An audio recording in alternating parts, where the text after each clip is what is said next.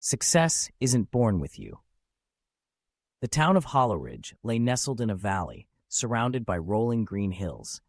After school, children still ran through the narrow streets, and the small houses with old tiled roofs stood close together like pages in an ancient book that had never been fully opened. In the northern corner of town was a two-story wooden house where 12-year-old Noah Carter lived with his parents and a lazy cat named Walnut. Noah was a sixth grader at Hollowridge Elementary and was well known for his vibrant spirit, friendliness, and above all, his incredible basketball skills. The school's outdoor court was Noah's world. He could shoot hoops for hours without tiring. Basketball felt natural to him, like it was part of who he was. But there was one thing that always made him hesitate: math. That Monday, the sky was gray, just like his mood. Noah had just come home from school, his backpack slung low over one shoulder. He tossed it onto the couch, flopped down, and let out a deep sigh. His father, Daniel Carter, had just finished trimming the backyard vines. Wiping his hands with an old cloth, he entered the living room and paused when he saw his son sitting silently, a rare look of frustration on his face. "What's wrong, son?" he asked, sitting beside him. Noah was quiet for a moment, then pulled out a test paper from his bag. A bold red 4 glared from the top of the page like a smudge that wouldn't wipe away. "I studied, but I still didn't get it." "I messed up dividing fractions," Noah mumbled. His father nodded slowly, but instead of saying anything, he stood up, poured a glass of orange juice for Noah, and said, "Come to the garden with me. I've got something to share." Their backyard was small, only a few square meters, but lovingly cared for. A grapevine curled up one side, several mint pots lined the fence, and a low-hanging apple tree stood in the corner. The gentle evening breeze rustled the leaves, playing a quiet, rough, peaceful tune. Daniel pulled up a wooden chair and gestured for Noah to sit next to him. "You're upset about the grade?" Noah nodded. "But what makes me feel worse is that Jace always scores high. He's so good at math. No matter how much I try, I just can't catch up." Daniel gave a small smile.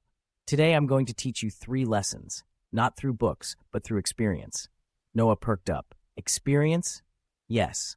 The first one you'll understand after this. Tomorrow after school, invite Jace to play basketball with you. Play as usual, but this time, pay attention." Noah didn't fully understand, but he nodded. Playing ball was no problem. The next afternoon, as soon as the final bell rang, Noah hurried after Jace, the quiet boy who always wore his backpack on the front and carried a pocket calculator. "Hey, Jace, got time today? Want to shoot some hoops?" Jace hesitated. "Sure, but I'm not very good at sports." They made their way to the court. Noah warmed up as usual, dribbling past invisible defenders, leaping with ease, and landing perfect layups. Jace struggled. He missed shots, dropped the ball, and once even hit the bottom of the net. Still, both laughed and chatted. After 20 minutes, Jace, out of breath, asked to rest. Noah patted his friend's back. "You're great at math. I'm good at basketball. Seems fair to me." That evening, Noah returned to the garden and sat beside his dad. "The first lesson," his father said, "is that everyone has their own strengths. You're athletic. Jace is a math whiz. No one needs to be the same. What matters is knowing what you're good at and not putting yourself down by comparing." Noah nodded thoughtfully, remembering how Jace had fumbled with the ball while he'd played with ease. "So, what's lesson 2? Noah asked, eyes bright with curiosity. "Tomorrow, observe Jace at school. Watch what he does, especially with numbers." The next morning, Noah arrived early. He lingered by the lockers, scanning the hallway. He wasn't there to ask questions or invite Jace to play again, just to observe, like his father had asked. First period was math. When the teacher handed out a quiz, Noah glanced sideways. Jace typed rapidly on his calculator, scribbled across his notepad, and finished well before the bell rang. At recess, while most kids ran around, Jace crouched under a tree, counting stones. At lunch, he pulled out a Sudoku book and solved puzzles while others played. During science class, when the teacher explained gravity, Jace quietly calculated the rate of fall for a dropped object. That evening, Noah rushed home. "Dad, I watched Jace all day. He's constantly working with numbers. Even when he plays, he's counting or solving something. He really does enjoy it." His father nodded. "That's lesson 2. People get good at what they spend time on. Just like you never skip basketball practice, Jace sharpens his mind with numbers every single day." Skill comes from habit and repetition. Noah bit his lip, thinking, so if I practice math daily, I'll get better too? Exactly. People aren't born geniuses. Most of them just train consistently. Noah smiled slightly. Then I'll practice math like I do basketball.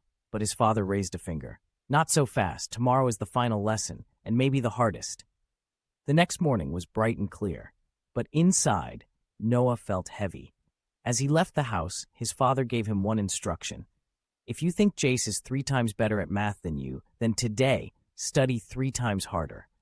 All day, Noah braced himself. After dinner, he shut himself in his room, pulled out his textbook, notebook, calculator, and pencils. The clock struck 6. First hour, he tackled basic problems. They went smoothly. Second hour, he moved to harder questions. Letters and numbers started blurring. He drank water, rubbed his temples, and kept going. Third hour, his eyes grew heavy. Lines danced on the page. Somewhere between solving equations and checking answers, Noah fell asleep, face buried in his open book. Around 10 p.m., his father quietly opened the door. Seeing Noah slumped over, he gently shook his shoulder. Noah, come eat something. Then meet me in the garden. Still groggy, Noah stepped into the garden, head low, disappointment clouding his face. I'm sorry. I didn't finish. I studied hard, but my head hurt, and I fell asleep. His father smiled and placed a comforting hand on his shoulder. That's okay, Noah. You did better than you think, and this is the third and final lesson. He looked his son in the eyes, voice soft but firm. When you don't love something, discipline feels like a burden, but when you truly love what you do, discipline becomes a habit. Noah nodded slowly. I don't hate math, but I've never really liked it. With basketball, no one has to remind me. I want to play. With math, I have to push myself. His father smiled. Then you have 2 choices. Do what you love, or learn to love what you must do. Either path leads to success, but if you choose neither, you'll always stay stuck. Noah looked up at the night sky. The cool breeze brushed past. Stars twinkled like numbers on a test he hadn't finished. Then I'll try to play with math like it's a game. Make it a challenge, like sinking a shot from the 3-point line.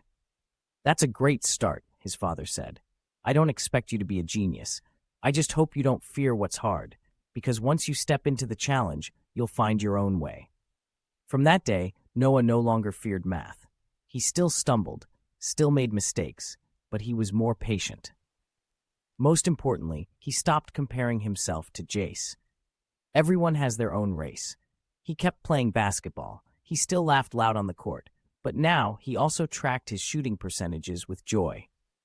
Years later, when Noah became a coach for a youth team, one student came up to him and asked, Coach, why am I still bad at math no matter how much I study?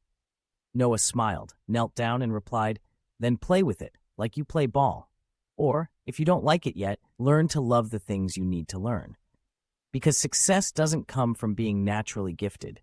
It comes from stepping into what you're not yet good at and choosing to grow.